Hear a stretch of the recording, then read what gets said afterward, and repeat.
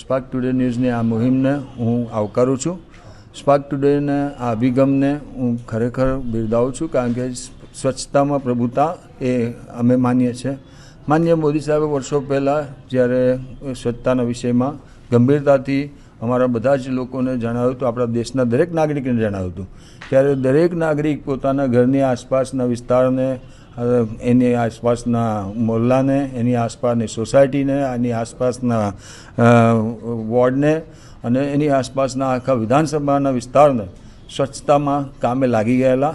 અને આવનાર દિવસોમાં આપ જોશો કે આજનું ભવિષ્ય એટલે કે મારા બાળકો ખૂબ સારી રીતે આની જોડે જોડાયેલા છે। આવનાર દિવસમાં આ દેશનું ભવિષ્ય ખૂબ સરસ છે અને એની અંદર સ્વચ્છતા એ એની પહેલી પ્રાધાન્યતા છે। સ્પાર્ક ટુડેને અભિનંદન આપું છું કે એમણે જે આ મુહિમ છેડી છે એ મુહિમ માટે હું ખરેખર એમને બિરદાવું છું અને એમનો આભાર પણ વ્યક્ત કરું છું।